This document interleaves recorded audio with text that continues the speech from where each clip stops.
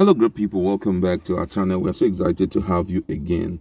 The challenges going on in the country for some people is an opportunity for a turnaround for the economic activities, while some it's a way of stalling their own businesses, not allowing their businesses to flow. For example, the issue of banditry has caused most Nigerians who are, agriculturists not to continue in their businesses. For example, as of today, the Central Bank of Nigeria are complaining that most agriculturists who borrowed funds from them are unable to pay back. Reason being that bandits are troubling their business because of, turning out to kidnap them and all of that.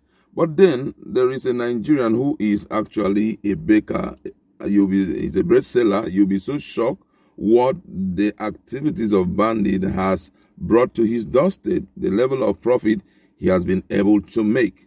At the same time, we are going to hear another story from a man who is a southern leader talking about the Fulanis, that they are not what people say they are. You're going to hear his own part of the story. But before we open up on all of this, we'd like you to subscribe to our channel by clicking on the red subscribe button and also the bell icon so that you get notification anytime we publish our videos. Ebeka Hassan Magaji has confessed to the police on how he made a whopping sum of 150,000 naira weekly and 70,000 naira daily by supplying bread to bandits every day. He said he hasn't done much with the money except marrying his dream second wife and taking care of his children. Hassan, who was arrested by FBI intelligence response team for allegedly supplying drugs, bread, and other food items to bandits, revealed that his income from his illegal venture has a rapid increase of 70,000 naira a day during the time the Kaduna University students were abducted. In his confession, he said, I started with about 21,000 naira and now I make 400,000 naira a month. The boom in my business began when I started supplying bread to bandits. I was born and brought up here in Galadimara, and I know most of our young men who decided to become bandits. The community has a good relationship with them because they do not attack us. Initially, when they started, they were raiding our villages, but some of our community heads made them to understand that we were not the cause of their problem, that we were poor villagers also struggling to survive.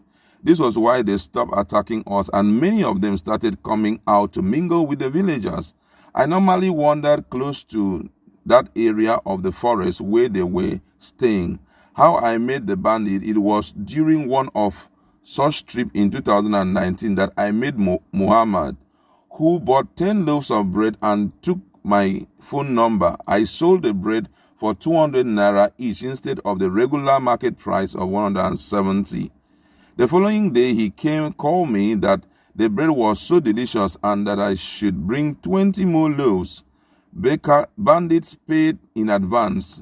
On the day that I took 20 loaves of bread to them, I met 3 others who were with him, and they told me that they would like to be buying in large quantities. I, however, told them that I didn't have enough cash, and we agreed that they would pay the entire money before baking the bread. They started with 20,000 worth of bread and gradually increased to 50,000 naira a day. After deducting the cost of ingredients, I made as much as 150k in a week.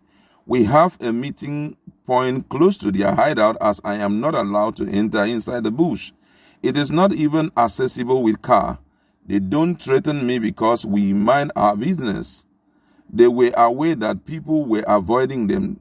That was why they normally encourage me by paying for the bread before it was baked. I do not know about their kidnap business. I just sell bread and go. It was my workers that were arrested by the police while on their way to deliver the bread, and they brought the police to my factory.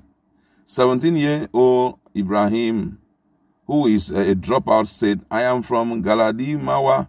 I dropped out of Galadimawa Primary School. My parents are farmers, and they made me to join them in the farm instead of sending me to school. I have been saving money to buy a motorcycle, but it was never enough. Luckily, I got a job at Magaji local bakery about a year ago. I am paid 500 naira and a loaf of bread. Sometimes I will sell the loaf of bread instead of eating it. Part of my job is to sell bread in the neighboring communities every day. Those bandits are our best customers. Instead of trekking around begging people to buy bread, we would just deliver everything to them and go home. Meanwhile, in another development, the Olowo of Iwo, Oba Abdul Rashid Akombi, has said Fulanis are not enemies to Iwo people, stressing that they help secure the community. Akombi said this while stating that his people enjoy peaceful coexistence with their Fulani counterpart. The Monarch in the statement he signed disclosed how Fulani in his domain repel an invasion of bandits on his community. The statement titled, How Fulani Rebel Send Suspected Bandits Out of Iwo Land, and it reads, Bororo men with their cattle encroach Iwo. The Sereki Fulani with his men storm the forest to chase the Bororo, whose attitude is to eat crops at night and attack farmers. It could be recalled that I invited the Fulanis to my palace, gave them orientation, and charged them to identify the bad eggs among them. Since that time, the leadership of the Fulani Seriki has been keeping up to the responsibility of ensuring culprits identified, arrested, and prosecuted. In Iwo land, Fulanis are our security, not our enemies. The three local government of Iwo land, comprising Iwo, Ayedere, and Ola Oluwa, enjoy a peaceful coexistence with Fulanis. The southwest has been under attack by armed headers believed to be of Fulani extraction. Igongo, a community in Oyo State, has been the most hit, with several casualties recorded in recent time. In view of the attack, Yoruba freedom fighter Sunday Igboho, popularly known as Sunday Adeyemo, had ordered the Fulanis to vacate the region. This is really, really interesting. The first news talking about people who are making heavy money because of them living close to bandits and selling to them. It's a shocking one. That's why you hear security experts saying that the only way of combating crime is by creating community policing, because these guys knows these so-called bandits very well. If you listen to the confession of the owner of the bakery, you will get to know that whatever that has been happening around, they know. Yes, he said he doesn't know about their kidnapping business, but it's a big lie. If he knows their location, automatically they have been seeing how people have been kidnapped into those places. He deals with one Muhammad, who is a bandit, which also means that he can tell the police about the activities.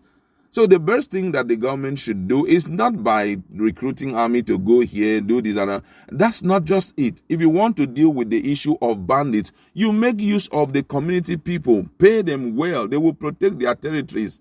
And that is sure. At first, according to the confession of a man, they were coming after them as villagers. They said, we don't have money, but you guys can be doing your business outside. Instead of reporting to the police, instead of getting the security agents involved, they were busy, negotiating. This issue of negotiation, that's why when Gumi comes out, like Sheikh Gumi comes out and begin to make some claims, people are just, are we sure that this man is okay? Are we sure that he's not playing games here? I've heard what this guy have told him, the person of FFK had told him. All of that is a pointer to the fact that you just can't trust these people, you understand? We are hopeful that from the baker we'll get to hear more about the activities of bandit in that environment. And I think that is one of the things that should be done. Look out for those who are key businessmen in the areas where these bandits are striving very well. Look out for such people. Bring them in, drill them for questioning, or drill them so that you get more information. If you drill them, certainly most of them will tell you some serious secrets that nobody had ever known, because these guys cannot exist in isolation. They are human beings. They need to eat. They need to drink. They need to survive. So you look out for bread sellers, look out for those who are involved in business of water in that environment, because certainly their sellers may likely have interaction with those bandits. And that's how some of these things will be corrected once and for all. And then for the Fulani guy, for the Igbo, Yoruba, it's a plus for him that the kind of Fulanis he's housing or hosting are good guys. But then we do not want to hear stories in future. Now that you are celebrating them, we are hopeful that in future, stories will not begin to emanate on how they attacked you and all of that. We pray that they continually live in peace with the Fulanis. That's where I like to